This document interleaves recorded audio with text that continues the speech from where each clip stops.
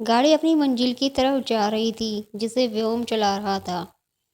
माही अपनी सूजी हुई लाल आंखों से राजवीर को देख रही थी, जिसके चेहरे पर गुस्से के भाव अभी तक कम नहीं हुए थे। माही अपने मन में सोच रही थी कि मैंने ऐसा क्या कर दिया, जिसकी वजह से ये आदमी मुझे इस तरह से इतना दर्द दे रहा है। मैं यहाँ से भाग भी नहीं सकती। मेरे पैर अब मुझे चलने भी नहीं देंगे। उसने अपने जख्मी पैरों को देखा। उसकी आंखें आंसुओं से डबडबाने लगी।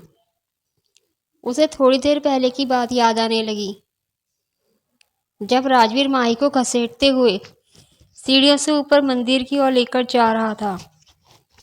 कौन हो तुम? प्लीज मुझे छोड़ो। क्या बिगाड़ा है मैंने तुम्हारा? माही रोते हुए कह रही थी। वो खुद को छोड़ने की भीख मांग रही थी। उसे क्या पता था कि राजवीर सिंघानिया क्रूरता का दूसरा नाम है। उसके जाल में फंसने वाला मरकर भी उसकी कैद से रिहा नहीं हो सकता। माही इस इंसान को बहुत अच्छी तरह से जानती थी। बल्कि वो क्या, देश का हर इंसान, देश का ही नहीं विदेश का भी हर इंसान राजवीर सिंघानिया को बहुत अच्छे से जानता था। उसने पहले भी उस आदमी को देखा था। वह एक फेमस सिंगर था।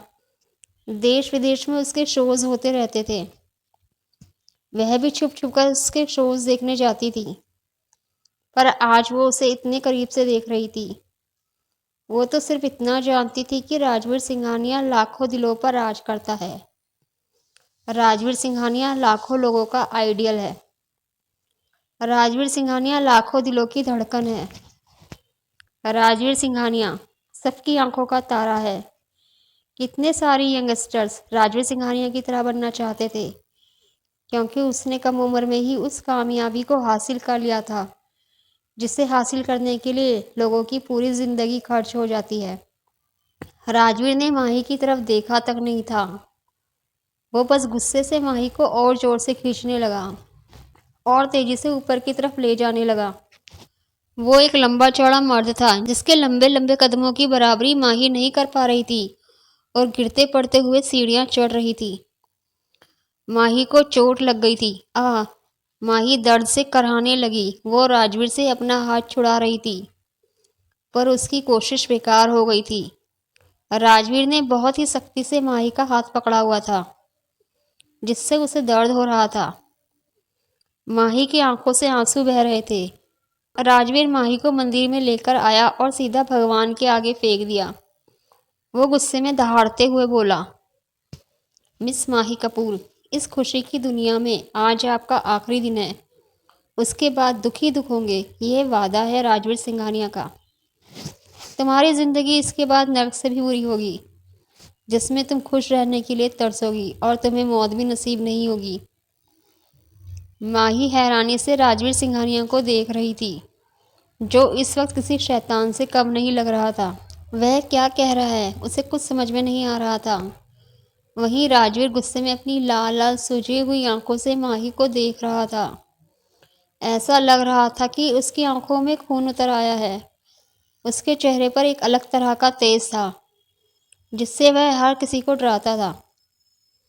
उसका चेहरा हमेशा की तरह गंभीर था। साफ रंग, 6.2 फुट हाइट, काली आंखें, muscular body, black 3 piece suit पहने हुए राजवीर सिंघानिया बहुत बिखरा बिखरा लग रहा था और अपनी लाल लाल आंखों से माही को घूर रहा था। उसकी काली आंखों में एक अनकहा दर्द था। वह वर्ल्ड ग्लोबल बिजनेस कंपनी का प्रेसिडेंट था, जिसे उसने अपने दम पर खड़ा किया था। यह कंपनी नए लोगों को मौका देती थी। राजवीर तेज कदमों से माही के पास गया, जो वैसे ही जमीन पर पड़ी हुई थी जैसे राजवीर ने उसे फेंका था। उसने इस समय सफ़ेद रंग का सूट पहना हुआ था और उस सूट में वह बहुत मासूम लग रही थी। उसका दुपट्टा फटकर निकल चुका था, बस पिन की हेल्प से उसके कंधे पर थोड़ा सा टिका हुआ था। उसका गुलाबी रंग रो रो कर सफ़ेद पड़ चुका था। काजल उसकी आंसुओं से धुल चुका था। बाल खुले हुए थे, जो चेहरे के आगे आ रहे थे और कमर से नीचे जा रहे थे। राजवीर ने गुस्से से माही को उसकी बाजुओं से कसकर पकड़ा, जिससे उसकी बाजू में दर्द होने लगा और उसे जबरदस्ती खड़ा किया। फिर उसे मंदिर के बीचों बीच लेकर आया, जहाँ शादी के लिए सब कुछ पहले से ही तैयार था। राजवीर के कुछ लोग वहाँ पर पहले से ही खड़े हुए थे। जैसे ही वह सामने देखती है, उसकी आंखों से तेजी से आंसू बहने लगे। तभी राजवीर के एक आदमी ने माही के रास्ते में जलते हुए अंगारे फेंक दिए। माही रोते हुए हाथ जोड़कर उससे रिक्वेस्ट करती है, प्लीज़ मुझे जाने दो, मैंने कुछ भी नहीं किया है। लेकिन राजवीर उसकी बात नहीं सुन रहा था। राजवीर आगे बढ़कर माही का एक पैर पकड़ता है और उसे अंगारों पर रख देता है और गुस्से से उसे वहीं पर खड़ा कर देता है। माही की एक जोरदार चीख निकल गई जो पूरे मंदिर में गूंजती है। माही ने अपना पैर पीछे खींचने की कोशिश की, पर राजवीर ने कसकर उसके पैर को पकड़ा हुआ था। ये सब देखकर वहां खड़े पंडित जी की भी आंखों से आंसू निकल गए थे और राजवीर के आदमी भी डर गए।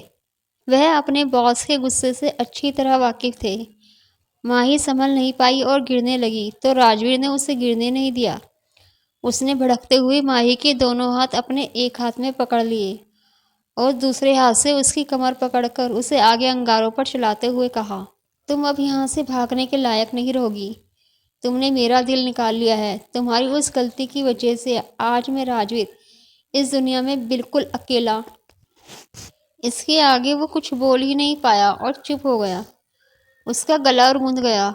वहीं माही दर्द से चिल्ला रही थी। उसकी चीखें घंटी से भी तेज थी।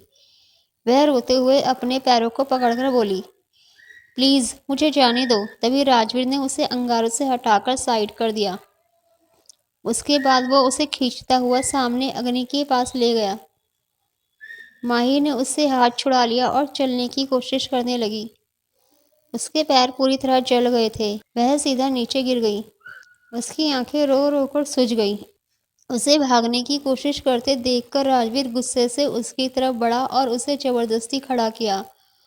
वो उसे खींचता हुआ जल्दी जल्दी लेकर जा रहा था। जैसे जैसे राजवीर माही को खींच कर ले जा रहा था, माही की चीखें तेज होती जा रही थी। राजवीर पंडित जी से कहता है, पंडित जी शादी शुरू कीजिए। पंडित जी शादी के मंत्र पढ़ने शुरू कर देते हैं, क्योंकि पहले से ही राजवीर के बॉडीगार्ड ने पंडित जी के ऊपर अपनी गन तान रखी थी। पंडित जी पहले से ही डरे हुए थे। वो माही की तरफ दया भरी नजरों से देख रहे थे। पंडित जी उन दोनों से कहते हैं, यजमान फेरों के लिए खड़े हो जाएं। राजवीर झटके से खड़ा हुआ और माही को भी खड़ा किया। माही खड़ी नहीं हो पा रही थी। उसके पैरों में जान ही नहीं थी। अगर कुछ था तो वह थी नफरत, जिसकी आग में माही चल रही थी। माही गुस्से में अपना हाथ छुड़वाने लगी। वह अब इस दर्द को सहन नहीं कर पा रही थी। राजवीर ने माही के चेहरे पर अपने उल्टे हाथ से एक जोरदार थप्पड़ मार दिया और गुस्से से उसका चेहरा पकड़ते हुए कहा, जैसा कह रहा हूँ वैसा करो, वरना तुम्हारे माँ बाप के लिए इससे भी बुरा होगा। माही के खूबसूरत मासूम चेहरे पर राजवीर की उंगलियों के निशान छप गए थे। माही अपनी घनी लंबी पलकें उठाकर उस इंसान को देखने लगी जो शैतानों की तरह जालिम लग रहा था। आंखें अंगारे उगल रही थी। राजवीर माही को खड़ा करता है और उसे फिर खींचने लगता है। माही ढंग से चल भी नहीं पा रही थी। उसका दर्द बढ़ता ही जा रहा था। उसके कदम आगे बढ़ ही नहीं रहे थे। उसके पैरों से अब खून निकलने लगा था कि माही की एक जोरदार चीख निकल गई। उसके पैरों के नीचे कोई चीज आ गई थी जो उसे बुरी तरह चुभी। जैसे तैसे करके फेरे पूरे हो गए। माही जल्दी से नीचे बैठ गई और उसने अपने पैर पकड़ लिए। उसके दिल से ज़्यादा आज उसके घाव दर्द कर रहे थे, जिसे वह सहन नहीं कर पा रही थी। माही को सब कुछ धुंधला धुंधला दिख रहा था। वह अपनी हिम्मत धीरे धीरे छोड़ रही थी। तभी पंडित जी राजवीर के आगे सिंदूर बढ़ाते हुए कहते हैं, बेटा ये सिंदूर।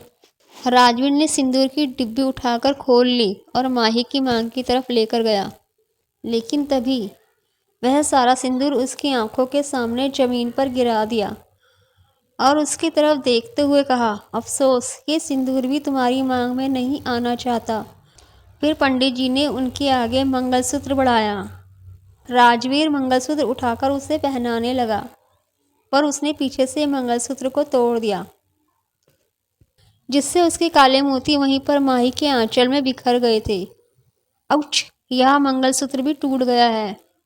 शायद यह भी तुम्हारे नसीब में नहीं है। वहीं माही राजवीर की तरफ देख भी नहीं पा रही थी। उसे उससे बहुत डर लग रहा था। उसे ऐसा लग रहा था जैसे उसकी ज़िंदगी यहीं ख़त्म हो गई है। वह बस एक लाश की तरह बैठी हुई थी। सच ही तो है, दिल के दर्द का इतना पता नहीं चलता जब शरीर के घाव का दर्द ज़्यादा हो। राजवीर ने गुस्से से माही को खड़ा किया और वापस से उसे खींचकर वहां से ले जाने लगा। वह माही को सीढ़ियों से खींचते हुए नीचे लेकर जा रहा था, लेकिन माही चल नहीं पा रही थी। माही सीढ़ियों पर गिर गई। अब उसमें चलने की ताकत नहीं बची थी। उसने रोते हुए राजवीर से कहा, आपने कर ली ना मुझसे शादी, अब अब मुझसे चला नहीं जा रहा है। तभी राजवीर ने झटके से उसका हाथ छोड़ दिया और जल्दी जल्दी सीढ़ियां उतरते हुए नीचे चला गया। राजवीर के सामने एक ब्लैक कलर की कार आकर रुक गई। राजवीर चिल्लाते हुए बोला, मिसेज माही राजवीर सिंघानिया, इन सीढ़ियों से उतरकर नीचे मेरे पास आइए। अभी हमें घर भी जाना है, वहां पर भी आपका शानदार स्वागत होगा। आखिर आप सिंघानिया परिवार की इकलौती बहू जो हैं, जल्दी कीजिए, वरना तुम्हारे बाप को मैं अपने एक ऑर्डर से इस दुनिया से दूसरी दुनिया में भेज दूंगा। माही ने जैसे ही ये सुना, वह तुरंत अपने होश में आई। उसकी आंखों से लगातार आंसू बह रहे थे। उसने सीढ़ियों की तरफ देखा। सीढ़ियां बहुत ज़्यादा थी। माही धीरे से खड़ी हुई और उन सीढ़ियों से उतरने की कोशिश करने लगी, लेकिन माही के पैर उसका साथ नहीं दे रहे थे। उसने जैसे ही हिम्मत करके एक एक कदम बढ़ाया, उसका बैलेंस बिगड़ गया और वह संभल नहीं पाई और सीढ़ियों से नीचे गिरने लगी। वह गिरते हुए एक एक सीढ़ी पार करते हुए राजवीर के पैरों में जाकर गिरी। वह इस वक्त बेहोश हो चुकी थी, फिर भी उसकी आंखों में आंसू थे। राजवीर घुटनों के बल नीचे बैठा और माही का चेहरा देखने की कोशिश करने लगा। राजवीर के दिल में माही के लिए कोई भी दया नहीं थी। उसने अपने असिस्टेंट को इशारा किया, व्योम पानी लेकर आओ। व्योम, जो उसके बिजनेस से जुड़े कामों में उसकी मदद करता था, जल्दी से पानी लेकर आया और पानी की बोतल राजवीर को दे दी। राजवीर ने बोतल का सारा पानी माही के चेहरे पर उलट दिया। माही को धीरे धीरे होश आ गया। माही ने जैसे ही आंखें खोली, वैसे ही राजवीर को सामने देखकर डर गई। वह अपना सिर पकड़ते हुए उठकर बैठ गई। उसने अपनी घनी पलकें झुका रखी थी। वह अपनी आंखें ऊपर करने से भी डर रही थी। उसके सिर से खून बह रहा था, क्योंकि सीढ़ियों पर लुढ़कने की वजह से उसके सिर में चोट लग गई थी। उसकी आंखों से लगातार आंसू बहे जा रहे थे। आज उसकी जिंदगी का सबसे बुरा दिन था और आगे पता नहीं क्या होने वाला था। माही ने एकदम उसके आगे अपने हाथ जोड़ दिए और रोते हुए बोली, प्लीज़ मुझे छोड़ दो, मुझे जाने दो। मैंने कुछ भी नहीं किया है, तुम्हें क्या मिलेगा मुझे दर्द देकर। राजवीर उसके बाजू को कसकर पकड़ते हुए बोला, सुकून मिलेगा मुझे, खुशी मिलेगी मुझे, जो तुम्हारी वजह से मेरी ज़िंदगी से चली गई है। उसकी बात सुनकर माही ने झटके से सिर उठाकर उसे देखा।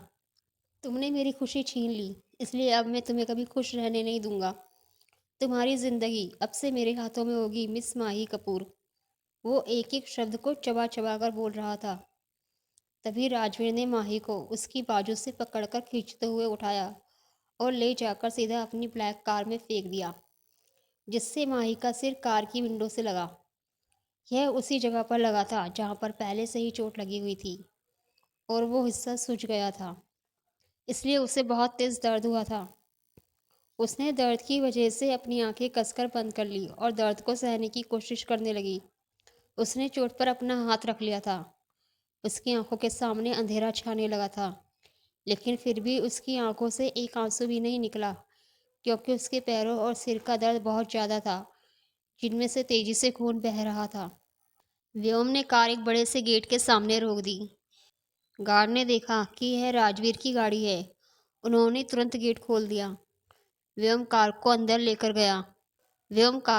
लेकर आ गया। वह घर बहुत बड़ा था, वह किसी महल से कम नहीं था। उस महल की चमक दूर से ही देखी जा सकती थी, जिस पर गोल्डन अक्षरों में लिखा था, सिंघानिया मैंशन। जैसे ही कार पोर्च में जाकर रुकी, वैसे ही राजवीर ने माही का हाथ पकड़कर उसे कार से बाहर निकाला और खींचता हुआ उसे अंदर ले गया। इस वक्त वो आगे आगे चल रहा था और माही पीछे पीछे चल रही थी। जैसे जैसे माही आगे एक एक कदम रख रही थी, उसके खून भरे पैरों के निशान जमीन पर पड़ते जा रहे थे। माही अब रोना नहीं चाहती थी, पर उसके आंसू रुकने का नाम नहीं ले रहे थे। तभी राजवीर ने माही को घर की दहलीज पर लाकर खड़ा कर दिया और उसे दरवाजे से सीधा घर के अंदर की तरफ धक्का दे दिया। सभी लोग हैरानी से फर्श पर पड़ी माही को देख रहे थे और फिर राजवीर को, जिसने उसे फर्श पर फेंका था। तभी एक गुस्से भरी आवाज आती है, वीर।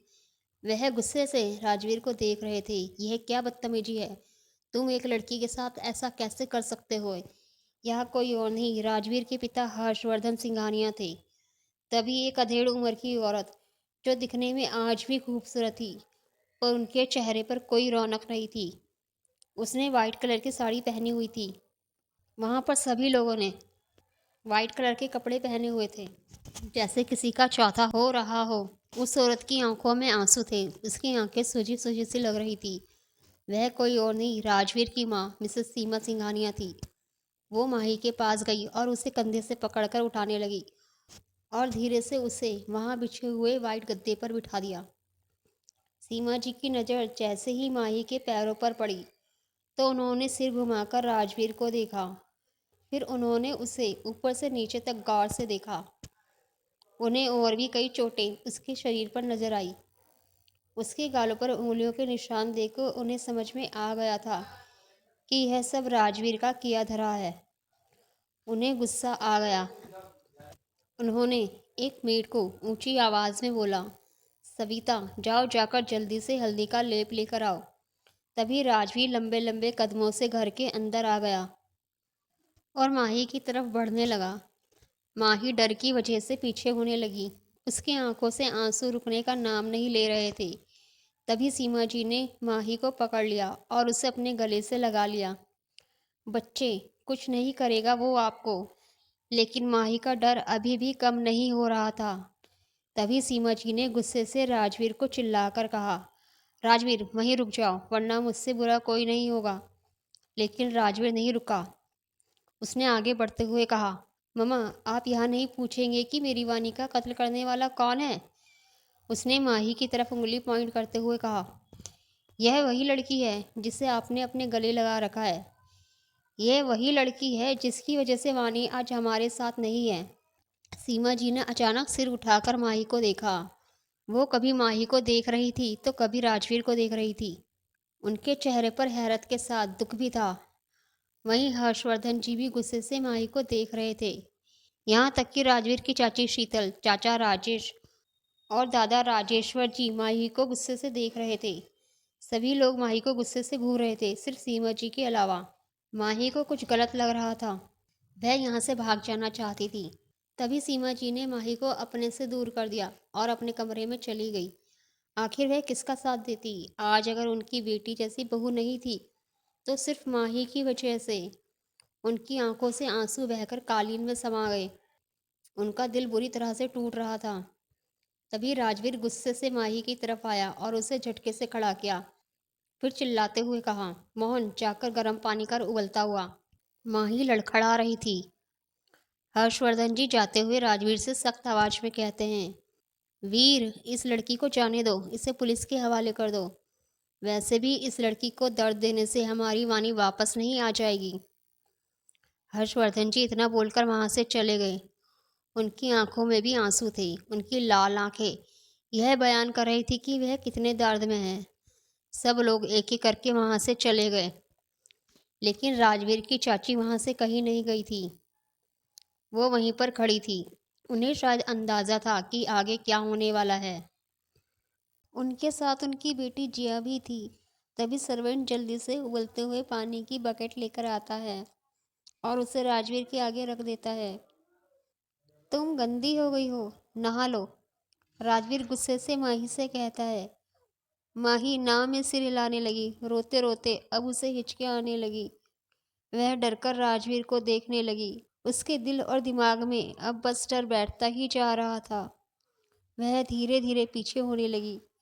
मैंने वह सब जानबूझकर नहीं किया था, माही ने रोते हुए कहा। प्लीज आप मुझे माफ कर दीजिए। शीतल जी का दिल भी जोर जोर से धड़क रहा था। आगे का सीन इमेजिन करके उनके माथे पर पसीना आने लगा। जिया का भी यही हाल था। अब राजवीर ने वह खोलते हुए पानी की बकेट उठाई और सारा पानी एक ही बार में माही के ऊपर डाल दिया। आ! माही की चीखें पूरे घर में गूंजने लगी। लेकिन अभी भी राजवीर को उस पर तरस नहीं आया था। माही को अपनी बॉडी में बहुत जलन हो रही थी। उसे लग रहा था कि वह जल रही है। तभी शीतल जी और जिया ने मिलकर जल्दी से उसके ऊपर ठंडा पानी डाल दिया। इसी के साथ माही जो अपने शरीर को रगड़ रही थी, उसने अपने होश पूरी तरह से गंवा दिए। वह बेहोश होकर जमीन पर गिर गई। राजवीर ने गुस्से से उन दोनों को देखा जिन्होंने सही वक्त पर उसको बचा लिया था। राजवीर गुस्से से पैर पटकता हुआ वहां से चला गया। उसे कोई फर्क नहीं पड़ा कि किसे कितना दर्द हो रहा है। उसे बस अपनी वाइफ के जाने का दुख था। शीतल जी का इस घर में एक अलग ही रुतबा था। वह सीमा जी से ज़्यादा स्ट्रांग थी। उन्हें कोई चीज़ कमज़ोर नहीं कर सकती थी। वह कई तरह के एनजीओ चलाती थी, जिसकी वजह से सिंघानिया परिवार की समाज में बहुत इज्जत थी। शीतल जी माही के पास गई और उसको बेहोश पड़ा देखकर जिया से बोली, जिया जल्दी से डॉक्टर को फ़ोन करो। जिया ने हाँ में सिर हिलाया और फिर जल्दी से मोबाइल निकालकर डॉक्टर को फ़ोन किया। कमरे में माही का ट्रीटमेंट चल रहा था। माही को देखकर शीतल जी को पता नहीं क्यों गुस्सा आ रहा था। उन्हें बहुत बुरा भी लग रहा था उसके लिए। शीतल जी और जिया ने माही के कपड़े डॉक्टर के आने से पहले ही चेंज कर दिए थे। डॉक्टर माही को देख रही थी। उसके पूरे शरीर को लाल देखकर डॉक्टर के दिल में भी दर्द हो रहा था। पहले वह उसके पैरों को देखती है, फिर उसके चेहरे की तरफ, जहां अभी भी आंसुओं के सूखने के निशान थे। माही का ट्रीटमेंट करने के बाद डॉक्टर ने शीतल जी से कहा, शीतल जी, इस लड़की के घाव तो एक दिन भर ही जाएंगे, पर जो डर इस लड़की के दिल और दिमाग में बैठने वाला है, शायद यह जीना भूल जाएगी। और घाव भी कम गहरे नहीं है, इनका ख्याल रखिए। और हाँ, इस लड़की को अब चलने मत दीजिएगा, कहीं यह अपने हाथ पैर खो ही ना दे। ये सच में काफ़ी सीरियस कंडीशन में है। शीतल जी ने हाँ में अपना सिर हिला दिया। मम्मा, अब हम कैसे बचाएंगे इस लड़की को भाई के गुस्से से? हम इसे ऐसे ही भाई के गुस्से का शिकार बनने नहीं दे सकते, और हम उनके खिलाफ कुछ कर भी तो नहीं सकते। पूरा सिंघानिया परिवार हमारे पीछे पड़ जाएगा। जिया शीतल जी को देखती है, जो माही को देख रही थी। सुन रही है ना मॉम आप? जिया ने शीतल जी के कंधे पर हाथ रखा। जिया, हम राजवीर को तो संभाल लेंगे, लेकिन जो तूफान इस सच के बाद इस घर में आएगा, वो इस लड़की को तबाह कर देगा। अगर ये न्यूज़ तुम्हारी बुआ तक पहुंची, तब तो पता नहीं क्या होगा। एक तो वो है ही ऐसी, पहले ही राजवीर के मम्मी पापा को भड़काती हैं, अब राजवीर को कितना भड़काएंगी, भगवान ही जाने। जिया, एक काम कर, इसके होश में आने के बाद इस लड़की को मेरे रूम में शिफ्ट कर देना, शीतल जी ने जिया से कहा। और हाँ, इसका साथ मत छोड़ना जब तक मैं वापस ना आ जाऊँ। जिया हाँ में सिर हिला देती है और शीतल जी के साथ चलते हुए उनसे पूछती है, वैसे आप कहाँ जा रही हैं मॉम? बड़े पापा ने मना किया है ना सबको घर से बाहर जाने के लिए।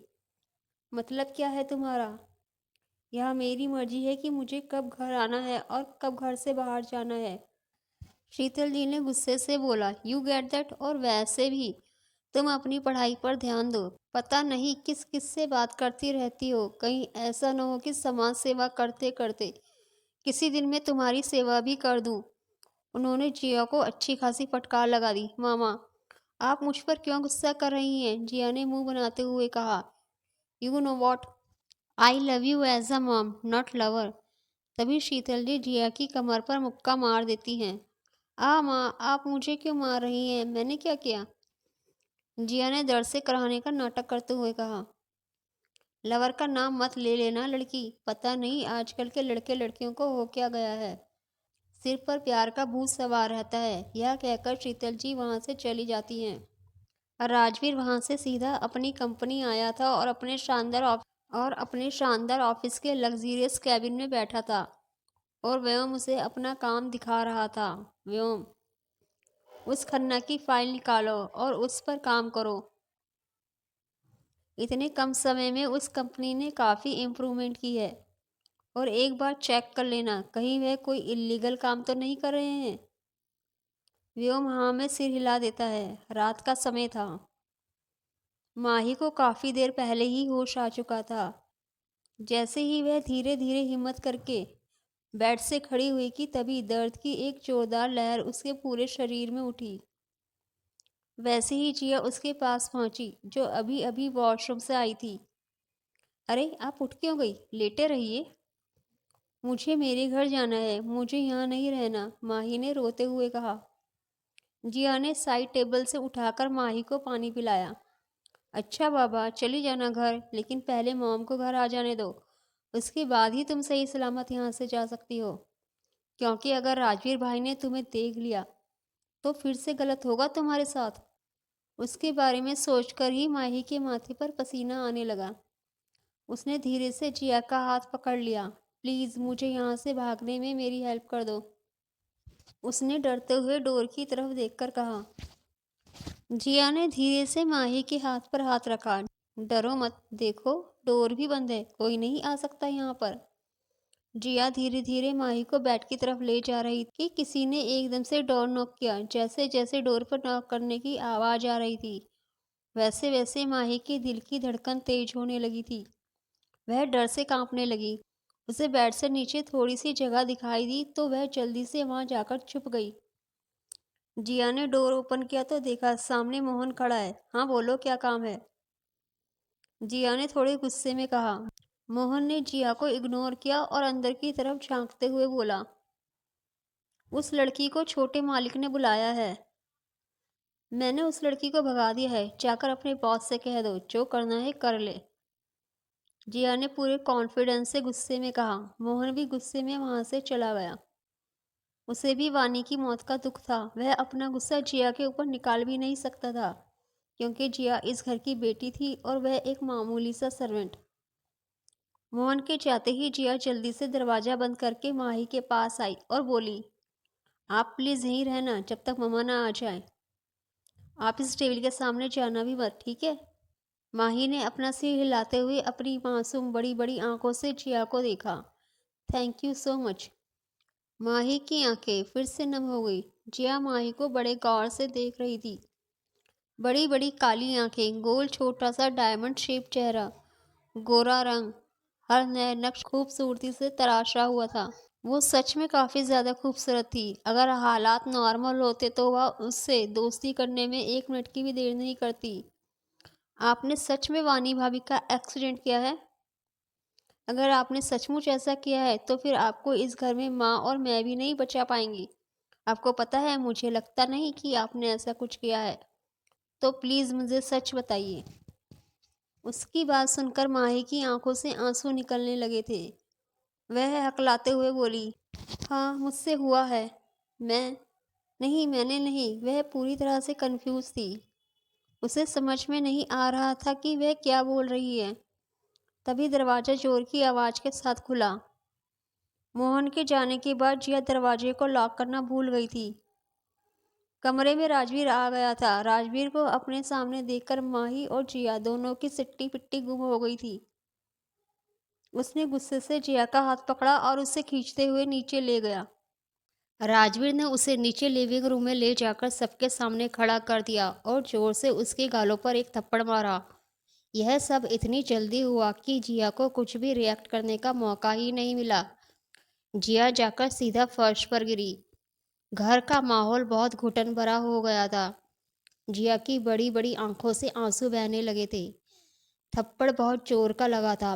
उसके गालों पर राजवीर की उंगलियों के निशान छप गए थे और पूरा चेहरा लाल हो गया था।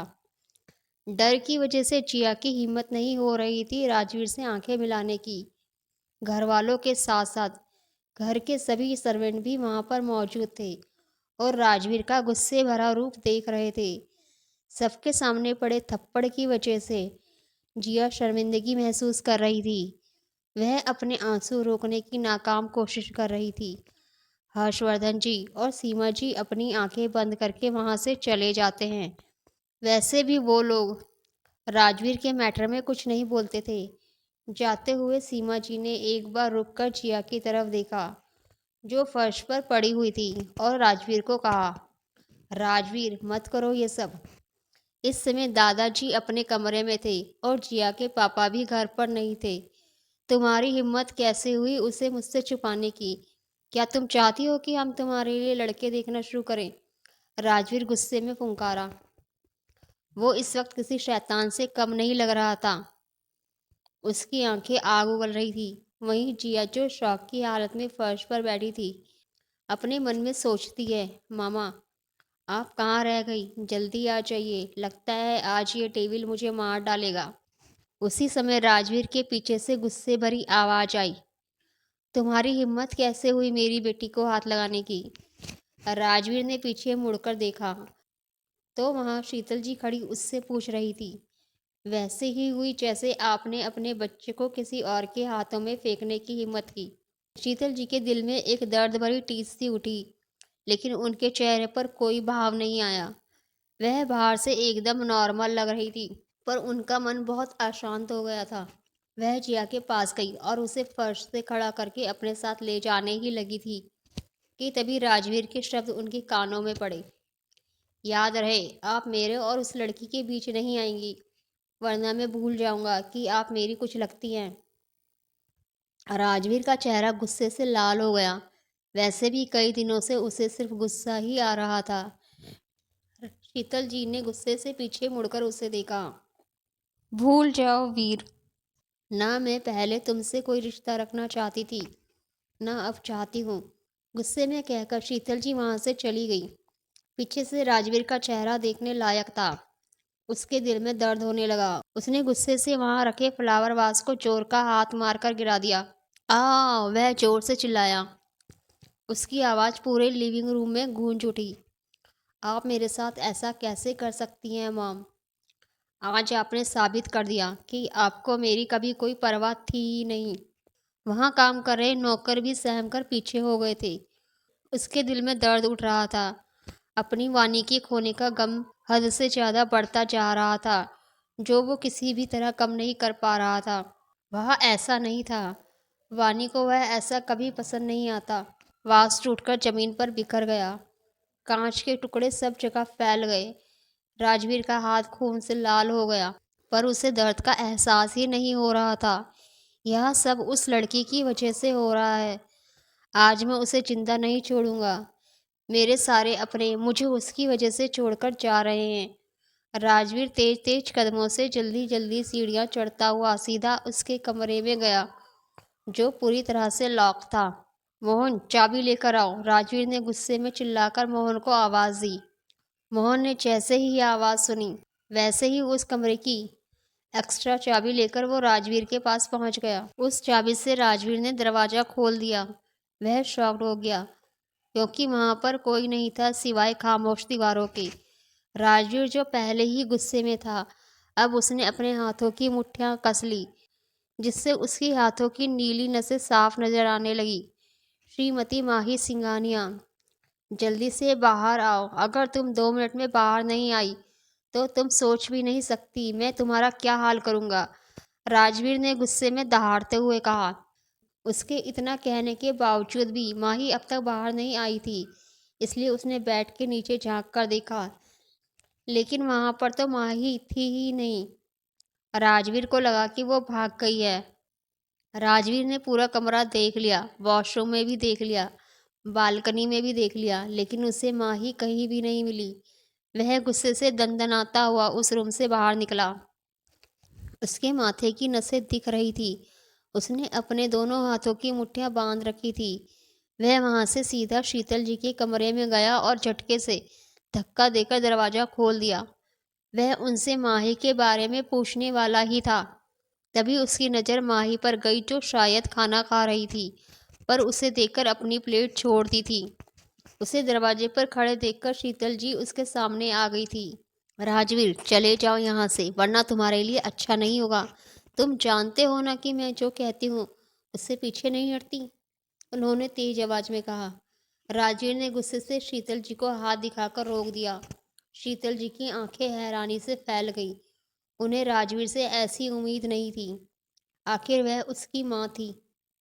राजवीर ने माही को घूरा। क्या तुम चाहती हो कि मैं तुम्हारे माँ बाप को जान से मार दूं? माही ने खाने की प्लेट तो पहले ही नीचे रख दी थी। वह सदमे की हालत में बैठी उसे ही देख रही थी। उसने सिर झुका रखा था और अब वह नीचे देख रही थी। उसकी घनी पलकें हिल रही थी। न जाने वह क्या सोच रही थी। आज एक दिन में ही उसके साथ इतना कुछ बुरा हो गया था।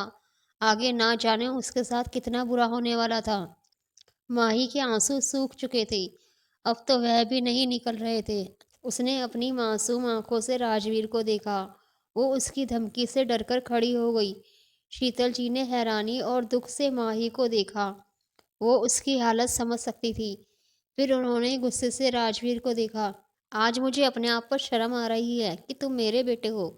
अच्छा हुआ जो मैंने तुम्हें जन्म देते ही खुद से अलग कर दिया। बस एक यही दुआ है मेरी ऊपर वाले से कि तुम कभी मेरी ज़िंदगी में ना आओ। मेरे पास सिर्फ मेरी एक बेटी है जो मेरे लिए बहुत है। भले ही तुम हर्षवर्धन के बेटे हो, लेकिन खून तो मेरा भी हो तुम। याद रखना। शीतल जी की कटीली बातों ने राजवीर को गुस्सा दिला दिया था। वो वहां से उल्टे पैर चला गया। ऐसा लग रहा था जैसे माँ बेटे के बीच में एक अनकही जंग छिड़ चुकी है। शीतल जी के चेहरे पर मुस्कुराहट आ गई। शीतल जी के चेहरे पर मुस्कुराहट आ गई थी। वाह मेरी माताश्री, आप तो धन्य हैं। आपको अच्छी तरह से पता है कि आप कब उस इंसान को गुस्सा दिलाना है और कब गुस्से से भगाना है। जिया ने शीतल जी की तारीफ करते हुए कहा। शीतल जी ने माही की तरफ देखा जो गेट की तरफ देख रही थी। उन्होंने उसके कंधे पे हाथ रखा तो माही चौंक गई। माही ने अपनी नम आंखों से उन्हें देखते हुए कहा, आंटी प्लीज़ मुझे अपना फ़ोन दे दीजिए। मुझे पापा को फ़ोन करना है। वो मुझे लेने आ जाएंगे या फिर मुझे जाने दीजिए। माही ने शीतल जी को दुख से कहा। शीतल जी ने उसे फ़ोन दे दिया। माही ने अपने माही ने अपने पापा का नंबर टाइप किया, लेकिन कुछ सोचकर उसने उन्हें फ़ोन नहीं किया। वो अपने पापा को परेशान नहीं करना चाहती थी। उसके पापा हार्ट पेशेंट थे और उनका अभी कुछ दिन पहले ही हार्ट का ऑपरेशन हुआ था। फिर उसने कुछ सोचते हुए एक दूसरा नंबर टाइप किया। कुछ रिंग के बाद फ़ोन उठा लिया गया। विशाल, आप कहाँ हैं?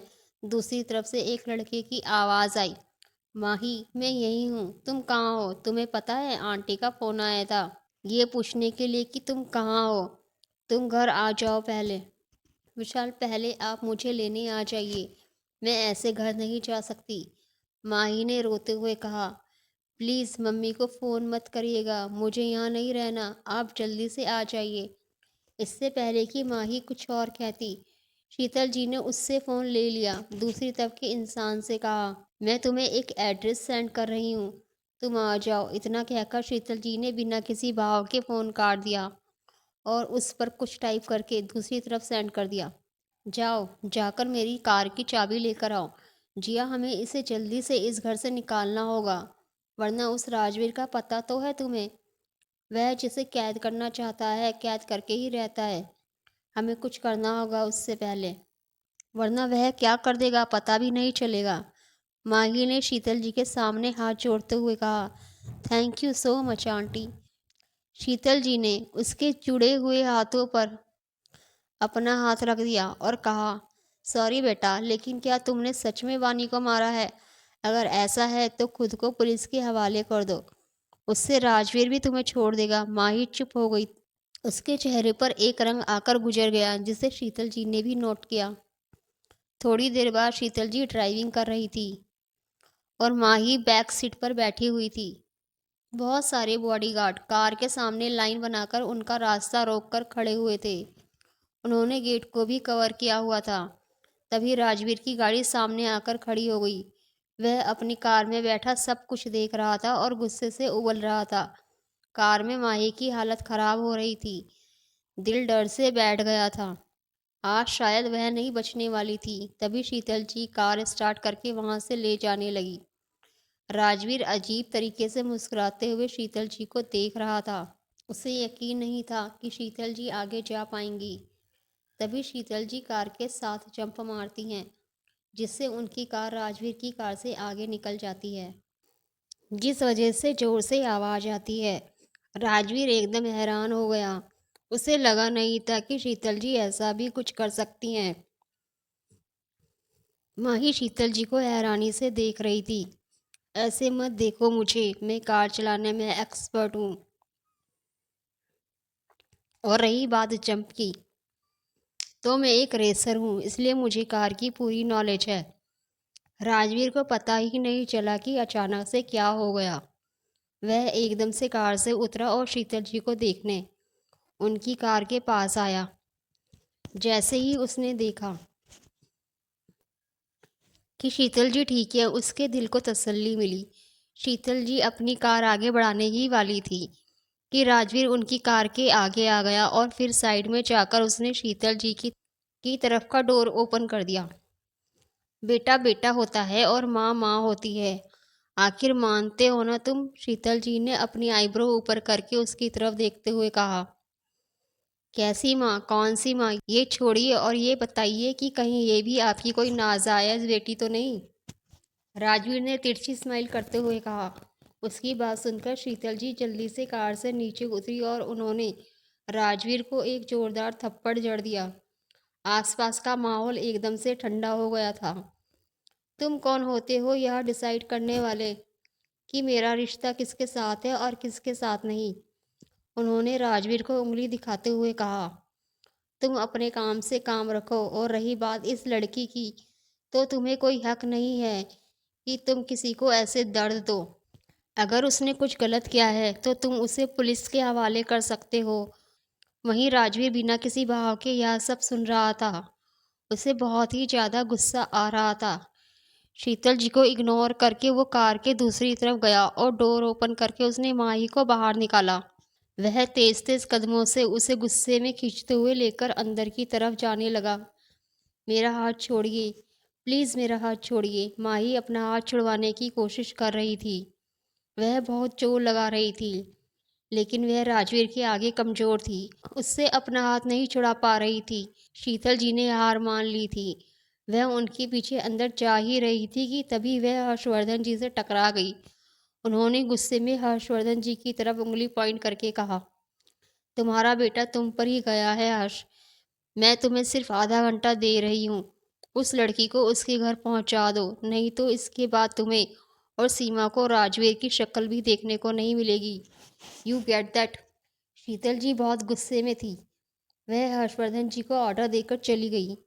वहीं हर्षवर्धन जी शीतल जी को देखते रह गए, जो गुस्से में तमतमाती हुई अपने कमरे की तरफ चली गई थी।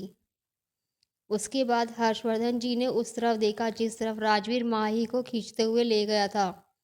उसके बाद हर्षवर्धन जी खुद भी गुस्से में घर के बाहर चले गए। वहीं राजवीर ने माही को सीधा कमरे के अंदर धक्का दे दिया। माही डर के मारे कांप रही थी। वह जैसे ही बेड पर गिरी तो धीरे धीरे पीछे होने लगी और बेड से उतर गई। उसकी आंखों में एक अनजाना सा डर साफ देखा जा सकता था। राजवीर ने अपना कोट उतारकर सोफे पर फेंक दिया और माही को अपनी उंगली दिखाते हुए गुस्से से दांत भींचते हुए बोला, आज की रात नीचे फर्श पर आराम से काट लो, फिर मैं तुम्हें कल बताऊंगा कि क्या करना है। माही ने डरते हुए अपना सिर झुका लिया। राजवीर इतना बोलकर वॉशरूम में चला गया। वहीं माही को राजवीर का फोन नजर आया, जो कॉफी टेबल पर रखा हुआ था। वह धीरे धीरे उठी और फोन उठा लिया। फिर उसने वॉशरूम के दरवाजे की तरफ देखा, जो इस वक्त बंद था।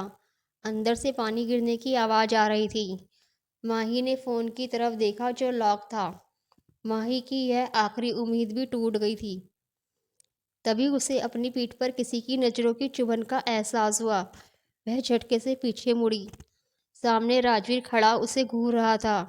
माही के हाथ डर से कांप रहे थे। फ़ोन छुटकर नीचे ज़मीन पर गिर गया। उसके चेहरे पर डर साफ साफ दिख रहा था। जब राजवीर ने उसे इस तरह देखा तो उसके चेहरे पर एक शैतानी मुस्कुराहट आ गई। कल अच्छे से तैयार हो जाना, उसने स्माइल करते हुए कहा।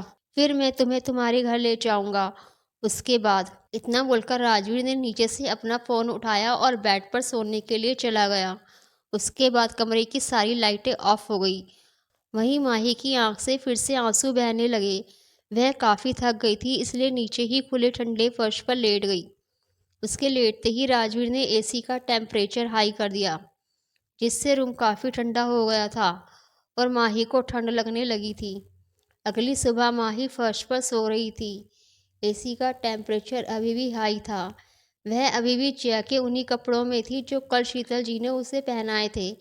वह बहुत गहरी नींद में थी कि तभी किसी ने उसके ऊपर ठंडा पानी डाल दिया। वह एकदम से घबराकर उठकर बैठ गई। वह ठंड से बुरी तरह कांपने लगी।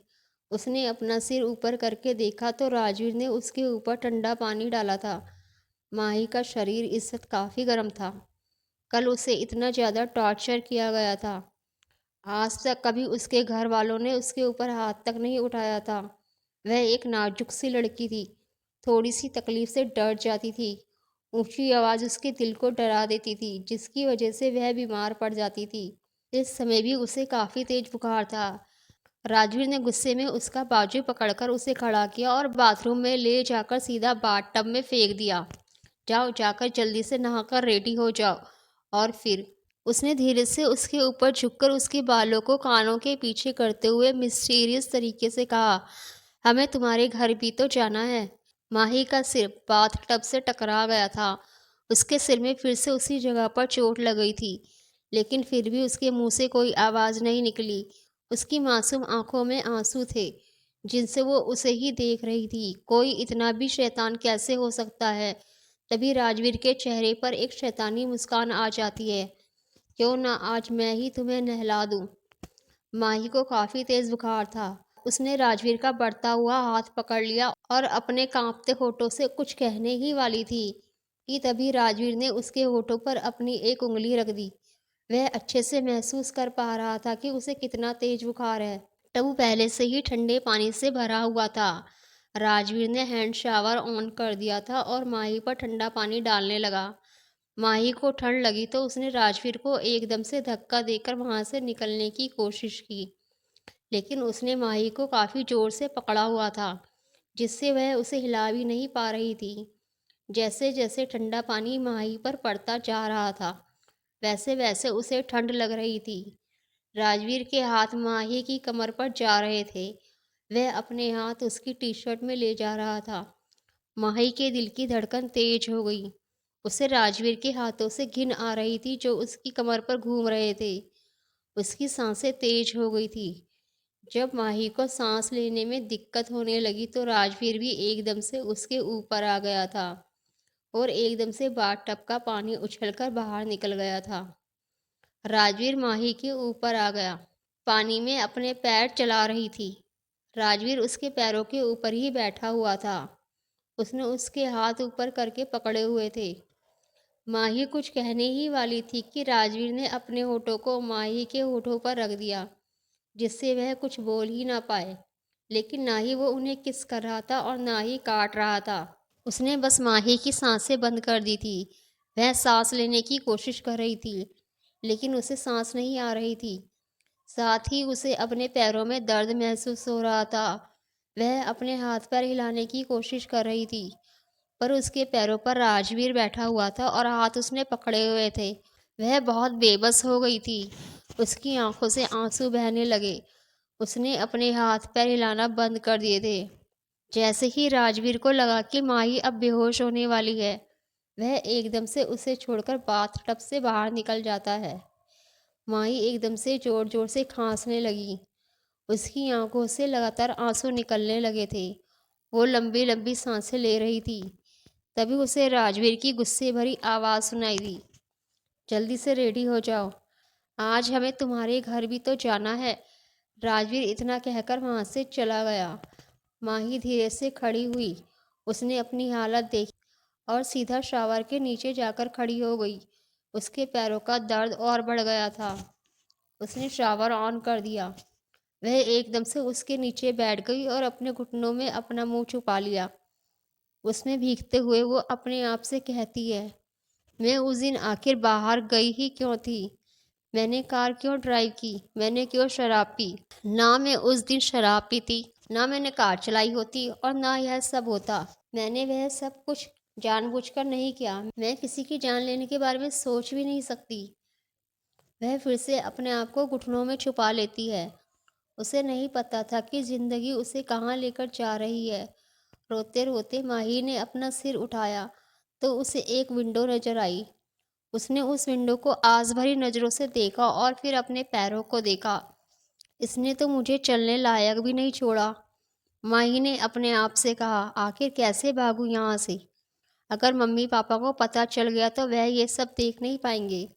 उनके लिए मुझे कोशिश करनी होगी। कहीं ऐसा ना हो कि यह मेरे साथ साथ मेरे मम्मी पापा को भी नुकसान पहुंचा दे। माही आंसू पोंछते हुए जल्दी से खड़ी हुई। उसके कपड़े पूरी तरह से भीग चुके थे। उसका पूरा बदन भीगा हुआ था। वह धीरे धीरे खुद को घसीटते हुए विंडो के पास ले गई, लेकिन विंडो काफ़ी ऊपर थी। माही को अपनी उम्मीद टूटती हुई नजर आई तो वह फिर से रोने लगी। रोते रोते माही ने पाइप को फिर देखा। मैं इस तरह से हार नहीं मान सकती। माही पाइप पर चढ़ने लगी। जैसे ही उसने अपने पैर पाइप पर रखे, उसके पैरों में बहुत जोर का दर्द होने लगा। वो वहीं रुक